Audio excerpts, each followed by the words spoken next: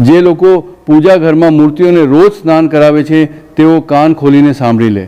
શ્રી શિવાય નમસ્તુભ્યમ મહારાજ। આજનો આ વિષય જેટલો ગંભીર છે તેટલો જ મહત્વપૂર્ણ પણ છે, કારણ કે અવારનવાર આપણે ભક્તિમાં કેટલાક એવા કાર્યો કરી બેસીએ છીએ જે આપણને પુણ્યના સ્થાને અજાણતામાં દોષ તરફ લઈ જાય છે।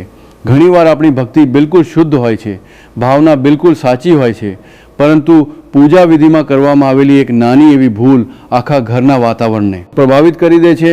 તેથી મહારાજ આજે આ વિડીયોમાં આપણે પૂજા ઘર અને મંદિર સાથે જોડાયેલા એ તમામ સવાલો પર વિસ્તારથી વાત કરીશું જે લગભગ દરેક ભક્તના મનમાં ક્યારેક ને ક્યારેક ચોક્કસ આવે છે। મહારાજ, શું તમે ક્યારેય એ વિચાર્યું છે કે આપણે રોજ ભગવાનની પૂજા તો કરીએ છીએ, પરંતુ શું આપણે સાચી રીતે કરીએ છીએ? શું મૂર્તિઓને રોજ સ્નાન કરાવવું ખરેખર જરૂરી છે? શું દીપક અને ઘંટડીને રોજ ધોવા જોઈએ કે નહીં? શું દીપકથી અગરબત્તી પ્રગટાવવી પાપ છે? શું એક જ રૂમમાં મંદિર રાખવું યોગ્ય છે? અને જો ઘર નાનું હોય તો કયા દેવી દેવતાઓને વિશેષ રૂપથી તમામ ભક્તોએ પોતાના પૂજા મંદિરમાં ચોક્કસ રાખવા જોઈએ? જાણીશું આ નાનકડા વિડીયોના માધ્યમથી। પરંતુ જો તમને આ જાણકારી યોગ્ય લાગે તો વિડીયોને લાઇક કરો, ચેનલને સબસ્ક્રાઈબ કરો અને કોમેન્ટમાં એ ચોક્કસ જણાવો કે તમે આ વિડીયો ક્યાંથી જોઈ રહ્યા છો। તો મહારાજ, ઘણા લોકો તો ડરના કારણે પૂજા કરે છે। તેમને લાગે છે કે જો પૂજામાં થોડી પણ ભૂલ થઈ ગઈ તો ભગવાન નારાજ થઈ જશે। ત્યાં જ ઘણા લોકો એવા પણ હોય છે જે કોઈ પણ નિયમ વગર પૂજા કરે છે, કારણ કે તેમને લાગે છે કે ભગવાન તો ભાવના જુએ છે, પરંતુ મહારાજ શાસ્ત્રો કહે છે કે ભાવનાની સાથે સાથે મર્યાદા અને વિધિનું પણ વિશેષ મહત્ત્વ હોય છે, બરાબર? એ જ રીતે જેમ માતા પિતા પોતાના બાળકની ભાવના તો સમજે છે, પરંતુ તેમને અનુશાસન પણ શીખવે છે। તો મહારાજ, સૌથી પહેલાં આપણે એ સ્થિતિની વાત કરીએ છીએ જ્યારે તમારું ઘર નાનું હોય।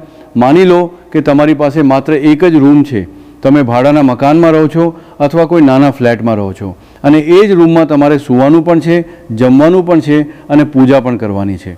તો એવામાં સૌથી મોટો સવાલ એ જ ઊભો થાય છે કે શું એક જ રૂમમાં મંદિર રાખવું યોગ્ય છે કે નહીં? મહારાજ શાસ્ત્રો સ્પષ્ટ કહે છે કે મંદિર વગરનું ઘર અધૂરું હોય છે। ભલે ઘર નાનું હોય કે મોટું, મંદિર અવશ્ય હોવું જોઈએ। જો તમારી પાસે એક જ રૂમ છે તો પણ તમે મંદિર રાખી શકો છો। બસ ધ્યાન એ રાખવાનું છે કે મંદિરને હંમેશા ઊંચાઈ પર રાખો, જમીન પર ક્યારેય પણ મંદિર ન રાખો। દિવાલ પર લટકાવેલું મંદિર હોય કે લાકડાનું નાનકડું મંદિર, તે હંમેશા શુદ્ધ અને સ્વચ્છ સ્થાન પર હોવું જોઈએ। મહારાજ, જો એક જ રૂમ છે તો મંદિરની સામે પડદો અવશ્ય હોવો જોઈએ। રાતના સમયે જ્યારે તમે સૂવા જાઓ ત્યારે મંદિરનો પડદો ધીમેથી બંધ કરી દો। આનો અર્થ એ નથી કે તમે ભગવાનથી અંતર બનાવી રહ્યા છો, પરંતુ આ મર્યાદાનું પ્રતીક છે। દિવસમાં પૂજાના સમયે પડદો ખોલો, શ્રદ્ધાથી ભગવાનનું સ્મરણ કરો અને પછી રાત્રિમાં આરામ કરતાં પહેલાં પડદો બંધ કરી દો। હવે મહારાજ, આગળનો સવાલ એ ઊભો થાય છે કે જો પૂજા ઘર નાનું હોય તો કયા દેવી દેવતાઓને રાખવા જોઈએ?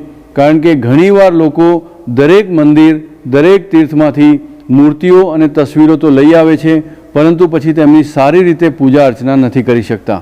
એવામાં મહારાજ, જો તમારું પૂજા ઘર નાનું છે તો શાસ્ત્રો અનુસાર પંચદેવોની પૂજા સૌથી ઉત્તમ માનવામાં આવી છે।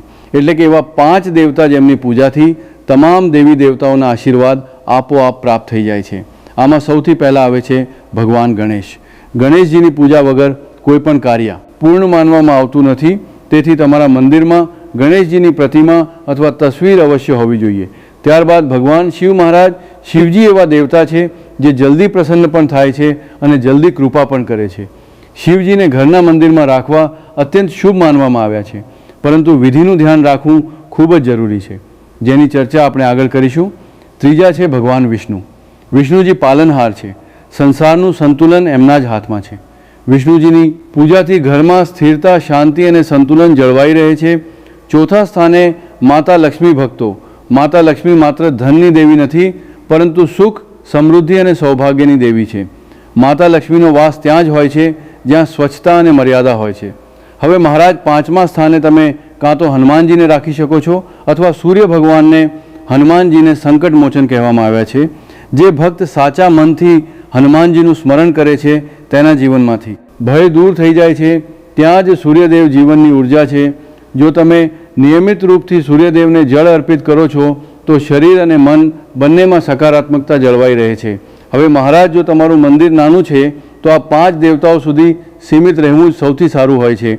આનાથી તમારી પૂજા પણ સરળ રહેશે અને નિયમિત પણ। હવે મહારાજ, એક ખૂબ જ મહત્વપૂર્ણ વિષય તરફ આવીએ છીએ જેના પર લોકો અવારનવાર ધ્યાન નથી આપતા। જો તમારા પૂજા ઘરમાં કોઈ મૂર્તિ અથવા તસવીર ખંડિત થઈ ગઈ હોય, એટલે કે તૂટી ગઈ હોય, તિરાડ પડી ગઈ હોય કે ફોટો ફાટી ગયો હોય, તો એવામાં શું કરવું જોઈએ? તો મારા શાસ્ત્રો અનુસાર ખંડિત મૂર્તિ કે ફાટેલી તસવીરને પૂજા ઘરમાં રાખવી શુભ માનવામાં આવતી નથી. એવું એટલા માટે નહીં કે ભગવાન નારાજ થઈ જાય છે, પરંતુ એટલા માટે કે ખંડિત વસ્તુ નકારાત્મક ઉર્જાને આકર્ષિત કરે છે. તેથી જો તમારા મંદિરમાં આવી કોઈ મૂર્તિ કે તસવીર છે તો તેને તરત જ સન્માનપૂર્વક હટાવી દેવી જોઈએ, તરત જ. પરંતુ મહારાજ તેને ફેંકવાની નથી. ભગવાનની કોઈ પણ પ્રતિમા કે તસવીર કચરામાં ફેંકવામાં આવતી નથી. તેને કોઈ સાફ લાલ કપડામાં લપેટો, શ્રદ્ધાથી પ્રણામ કરો અને પછી કોઈ વહેતા જળમાં પ્રવાહિત કરી દો. જો નદી નજીક ન હોય તો કૂવા કે તળાવનો પણ ઉપયોગ કરી શકાય છે. બસ ધ્યાન રાખો કે આ કાર્ય શ્રદ્ધા અને શાંતિની સાથે કરવામાં આવે. હવે મહારાજ એક બીજી સામાન્ય ભૂલ જે લોકો કરે છે તે એ છે કે જ્યારે પણ તેઓ કોઈ તીર્થ સ્થાન પર જાય છે તો ત્યાંથી ઘણી બધી મૂર્તિઓ અને તસવીરો ખરીદી લાવે છે. તેમને લાગે છે કે જેટલા વધુ ભગવાન હશે તેટલી વધુ કૃપા થશે, પરંતુ મહારાજ આ વિચાર પૂરી રીતે સાચો નથી. શાસ્ત્રો કહે છે કે એટલા જ દેવતાઓને ઘરે લાવવા જોઈએ જેટલી સેવા તમે દરરોજ કરી શકો છો. જો તમે રોજ પૂજા નહીં કરી શકો તો ધીમે ધીમે તમારા મનમાં અપરાધ ભાવ આવશે અને પૂજાથી અંતર બનવા લાગશે. તેથી તીર્થ સ્થાનથી એ જ પ્રતિમા કે તસવીર લાવો જેમની તમે નિયમિત પૂજા કરી શકો. આની સાથે જ મહારાજ આગળનો સવાલ એ આવે છે કે દરરોજની પૂજા કેવી રીતે કરવી, વિશેષ કરીને એવા લોકો માટે જે નોકરી કરે છે, જેમની પાસે સમય ખૂબ જ ઓછો હોય છે. શું લાંબી પૂજા વગર પણ ભગવાન પ્રસન્ન થઈ શકે છે? તો મહારાજ ભગવાન સમય નહીં, ભાવના જુએ છે. જો તમારી પાસે સમય ઓછો છે તો પણ તમે ખૂબ જ સરળ વિધિથી પૂજા કરી શકો છો. દરરોજ સવારે ઉઠીને સૌથી પહેલાં ભગવાન ગણેશનું સ્મરણ કરો. ગણેશજીને થોડું જળ અર્પિત કરો, એટલે કે જળનો છંટકાવ કરો. ત્યાર પછી દીપક પ્રગટાવો, ધૂપ બતાવો અને મનોમન ભગવાનને પ્રાર્થના કરો. હવે મહારાજ એ જરૂરી નથી કે રોજ લાંબી આરતી જ કરવામાં આવે. જો સમય હોય તો ખૂબ જ સારું, પરંતુ જો સમય ન હોય તો દીપકને ભગવાનની સામે 5 કે 7 વાર ફેરવી દેવું, પણ આરતી સમાન જ ફળ આપે છે. હવે મહારાજ આ જ ક્રમમાં આપણે પૂજાની વિધિ અને એ નિયમોની વાત કરીશું જેનું પાલન ન કરવાથી પૂજા ધીમે ધીમે બોજ બની જાય છે અને જેનું સાચી રીતે પાલન કરવાથી પૂજા આનંદ અને શાંતિનું કારણ બને છે. તો મહારાજ જ્યારે આપણે દરરોજ પૂજા કરવા બેસીએ છીએ તો સૌથી પહેલી વાત જે ધ્યાનમાં રાખવી જોઈએ તે એ છે કે પૂજા દેખાડા માટે નહીં, આત્મિક શુદ્ધિ માટે હોય છે. ઘણા લોકો એવું વિચારે છે કે જેટલી વધારે વસ્તુઓ હશે, જેટલી વધારે ક્રિયાઓ હશે, પૂજા તેટલી જ પ્રભાવશાળી હશે. પરંતુ શાસ્ત્રો કહે છે કે પૂજાની શક્તિ તેની સરળતામાં છુપાયેલી હોય છે. હવે મહારાજ વાત કરીએ એ ઘરોની જ્યાં પૂજા ઘર થોડું મોટું હોય છે અને જ્યાં લોકો નિયમિત સેવા કરી શકે છે, એવા ઘરોમાં અવારનવાર શિવલિંગ અને લડ્ડુ ગોપાલજીની સ્થાપના કરવામાં આવે છે. આ બંને જ અત્યંત પવિત્ર સ્વરૂપ છે, પરંતુ તેમની સેવામાં વિશેષ સાવધાની જરૂરી હોય છે. કારણ કે જો તમારા પૂજા ઘરમાં શિવલિંગ છે તો આ ખૂબ જ સૌભાગ્યની વાત છે. શિવલિંગ પર દરરોજ જળ અર્પિત કરવું અત્યંત જરૂરી માનવામાં આવ્યું છે, પરંતુ આનો અર્થ એ નથી કે કલાકો સુધી અભિષેક કરવામાં આવે. સાધારણ શુદ્ધ જળથી એક લોટો જળ ચઢાવવું પણ પૂરતું હોય છે. ભોલેનાથ ભાવનાથી પ્રસન્ન થાય છે, વધુ દેખાડાની તેમને જરૂર હોતી નથી. હવે મહારાજ ધ્યાન રાખવા જેવી સૌથી મહત્વપૂર્ણ વાત એ છે કે ઘરના મંદિરમાં શિવલિંગ હંમેશા નાનું હોવું જોઈએ. અંગૂઠાથી મોટું શિવલિંગ ઘરની અંદર શુભ માનવામાં આવ્યું નથી. મોટા શિવલિંગની સ્થાપના મંદિરો માટે યોગ્ય હોય છે, ઘર માટે નહીં. તેથી જો કોઈ ભક્ત ઘરમાં શિવલિંગ રાખવા માંગે છે તો નાનું અને સાધારણ શિવલિંગ જ રાખે.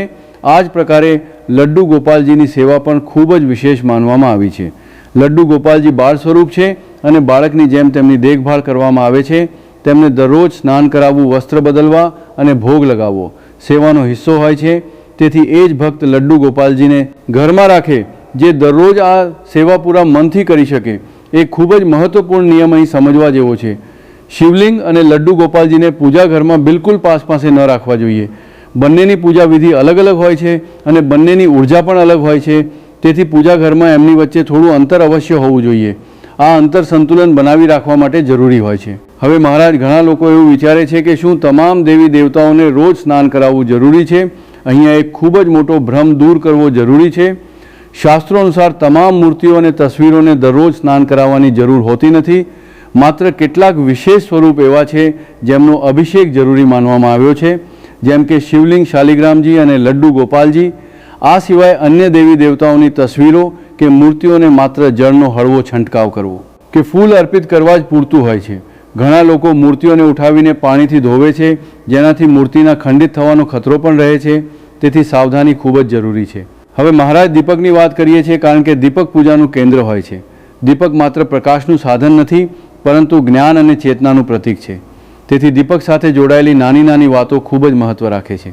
સવારની પૂજા સમયે દીપકને જળથી ધોવો ઉચિત માનવામાં આવ્યો છે. આનું કારણ એ છે કે રાત્રિની ઉર્જાને હટાવીને નવા દિવસની શુદ્ધતાને આમંત્રિત કરવામાં આવે. તેથી સવારે દીપકને ધોઈને તેમાં નવી વાટ અને તેલ કે ઘી નાખીને દીપક પ્રગટાવવો જોઈએ. પરંતુ સાંજના સમયે દીપકને જળથી ધોવો ઉચિત માનવામાં આવ્યો નથી. સાંજે માત્ર સવારની પ્રગટાવેલી વાટને કાઢીને દીપકને આંગળીથી સાફ કરવામાં આવે છે અને એ જ દીપકમાં સાંજનો દીપક પ્રગટાવવામાં આવે છે. આ નિયમ ખૂબ જ ઓછા લોકો જાણે છે, પરંતુ આનું પાલન કરવાથી પૂજાની શુદ્ધતા જળવાઈ રહે છે. હવે મહારાજ દીપકના પ્રકારની વાત કરીએ તો પૂજા ઘરમાં હંમેશા પિત્તળ, તાંબુ, ચાંદી કે માટીનો દીપક જ રાખવો જોઈએ. કાચ અને સ્ટીલના દીપક પૂજા માટે શુભ માનવામાં આવ્યા નથી.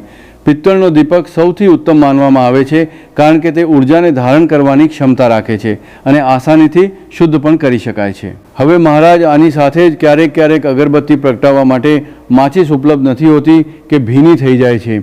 એવામાં લોકો દીપકથી અગરબત્તી પ્રગટાવી લે છે. તો મહારાજ આમાં કોઈ દોષ માનવામાં આવતો નથી. દીપકથી અગરબત્તી પ્રગટાવવી પૂરી રીતે સ્વીકાર્ય છે, પરંતુ એક વાતનું વિશેષ ધ્યાન રાખવું જોઈએ. દીપકથી બીજો દીપક પ્રગટાવવો ઉચિત માનવામાં આવ્યો નથી. શાસ્ત્રોમાં જણાવવામાં આવ્યું છે કે આવું કરવાથી ઘરના વાતાવરણમાં અશાંતિ આવી શકે છે. તમે ભલે ગમે તેટલા દીપક પ્રગટાવો, પરંતુ દરેક દીપકને અલગથી પ્રગટાવવાનો પ્રયાસ કરો. આની સાથે જ મહારાજ પ્રગટેલા દીપકને ક્યારેય પણ ફૂંક મારીને ન ઓલવવો જોઈએ. મહારાજ આ નિયમો ખૂબ જ નાના છે, પરંતુ આનું પાલન ખૂબ જ જરૂરી માનવામાં આવ્યું છે. હવે મહારાજ પૂજા ઘરમાં જળ રાખવાની પરંપરાની વાત કરીએ છીએ. પૂજા ઘરમાં દરરોજ એક લોટો જળ રાખવું ખૂબ જ શુભ માનવામાં આવ્યું છે. આનો અર્થ એ છે કે મંદિર ખાલી ન રહેવું જોઈએ. જળની સાથે એક ફૂલ નાખીને તેને ઢાંકીને રાખો. બીજા દિવસે એ જળને કોઈ છોડમાં નાખી શકો છો, ઘરના મુખ્ય દ્વાર પર છાંટી શકો છો, અથવા પ્રસાદના રૂપમાં ઉપયોગ કરી શકો છો. પરંતુ એક વાતનું વિશેષ ધ્યાન રાખો, એ જળને ક્યારેય પણ તુલસીજીના છોડમાં ન નાખો. આ શાસ્ત્રોમાં વર્જિત બતાવવામાં આવ્યું છે. હવે મહારાજ પૂજા ઘરમાં શંખનું સ્થાન પણ ખૂબ જ પવિત્ર માનવામાં આવ્યું છે. શંખને માત્ર એક વસ્તુ સમજીને ન રાખવો જોઈએ. શાસ્ત્રોમાં શંખને ભગવાન વિષ્ણુનું સ્વરૂપ માનવામાં આવ્યો છે. તેથી જો તમારા પૂજા ઘરમાં શંખ છે તો તેની પણ સેવા એટલી જ શ્રદ્ધાથી કરવી જોઈએ જેટલી અન્ય દેવતાઓની. શંખને ક્યારેય પણ સીધો નીચે જમીન પર ન રાખવો જોઈએ. તેને હંમેશા કોઈ આસન કે કપડા પર જ રાખવો જોઈએ. દરરોજ સવારે શંખમાં શુદ્ધ જળ ભરવું જોઈએ અને જો શક્ય હોય તો તેમાં એક ફૂલ પણ નાખી દેવું જોઈએ. જે ભક્તો પાસે તુલસી દળ ઉપલબ્ધ હોય તેઓ શંખ પર તુલસી પત્ર અવશ્ય ચઢાવે. તુલસી માતા અને ભગવાન વિષ્ણુનો સંબંધ અત્યંત પવિત્ર માનવામાં આવ્યો છે. તેથી શંખ પર તુલસી દળ અર્પિત કરવું ખૂબ જ શુભ ફળ આપે છે. મહારાજ હવે વાત કરીએ છીએ ભોગની. ઘણા લોકો આ વિષયમાં ખૂબ જ ભ્રમમાં રહે છે કે શું દરેક દેવતા માટે અલગ અલગ ભોગ લગાવવો જરૂરી છે કે નહીં. સામાન્ય દિવસોમાં તમામ દેવી દેવતાઓ માટે એક જ ભોગ પૂરતો માનવામાં આવ્યો છે. થોડી સાકર, ફળ કે જે પણ ઘરમાં સરળતાથી ઉપલબ્ધ હોય તે જ ભોગના રૂપમાં અર્પિત કરી શકાય છે. ભોગની માત્રા નહીં, ભાવના મહત્વપૂર્ણ હોય છે. આની સાથે જ વિશેષ પ્રસંગો પર, જેમ કે એકાદશી, પૂર્ણિમા અથવા કોઈ વ્રતના દિવસે તમે ચાહો તો વિષ્ણુ ભગવાન અને હનુમાનજી માટે અલગથી ભોગ લગાવી શકો છો. અને ભોગ લગાવતી વખતે ઘંટડી વગાડવી ખૂબ જ શુભ માનવામાં આવી છે. ઘંટડીના અવાજથી વાતાવરણ શુદ્ધ થાય છે અને મન એકાગ્ર થાય છે. પરંતુ ઘંટડી વગાડવાનો અર્થ એ નથી કે ખૂબ જ ઝડપથી કે લાંબા સમય સુધી વગાડવામાં આવે. હળવો અને મધુર અવાજ જ પૂરતો હોય છે. હવે મહારાજ એક વાતનું વિશેષ ધ્યાન રાખવું જોઈએ. એકવાર ચઢાવેલા ફૂલોને ફરીથી ધોઈને પાછા ન ચઢાવવા જોઈએ. ફૂલ એકવાર અર્પિત થઈ જાય છે તો તે ફરીથી ઉપયોગ કરવા યોગ્ય રહેતા નથી. હા, બીલીપત્રને તમે ધોઈને ફરીથી અર્પિત કરી શકો છો. આ વિશેષ રૂપથી શિવજીની પૂજામાં માન્ય છે. હવે મહારાજ દીપકની વાટ સાથે જોડાયેલો એક બીજો નિયમ જાણવો જરૂરી છે. દરરોજ પૂજા પછી જે પ્રગટાવેલી અથવા વધેલી વાટો રહી જાય છે તેને આમ તેમ ન ફેંકવી જોઈએ. તેને કોઈ એક પાત્રમાં એકત્ર કરતા રહો. જ્યારે વાટો વધારે થઈ જાય તો તેને એકસાથે સળગાવી દેવી જોઈએ. આવું કરવું શુદ્ધતા અને સન્માન બંનેનું પ્રતીક માનવામાં આવ્યું છે. હવે મહારાજ એ લોકોની વાત કરીએ છીએ જેમની પાસે સમય ખૂબ જ ઓછો હોય છે, જે સવારે જલ્દી નીકળી જાય છે અને સાંજે થાકેલા પાછા ફરે છે. એવા ભક્તો માટે પૂજાને સરળ રાખવી જ સૌથી ઉત્તમ માર્ગ છે. સવારે ઉઠીને માત્ર દીપક પ્રગટાવો ભગવાનને પ્રણામ કરવા અને મનોમન ધન્યવાદ કહેવું પણ પૂરતું હોય છે.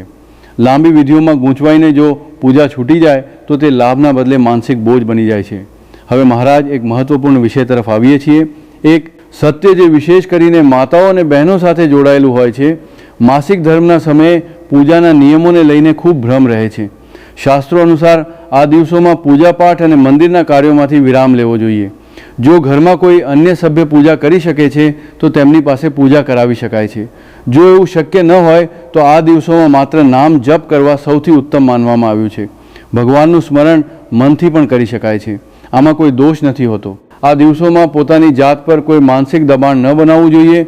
હવે મહારાજ પૂજા પછી આરતીની વાત કરીએ છીએ. જો તમારી પાસે સમય છે તો આરતી અવશ્ય કરો. આરતી કરવાથી પૂજા પૂર્ણ થાય છે અને મનને સંતોષ મળે છે. પરંતુ જો સમયનો અભાવ હોય તો માત્ર દીપકને ભગવાનની સામે 5 કે 7 વાર ફેરવી દેવું પણ પૂરતું માનવામાં આવ્યું છે.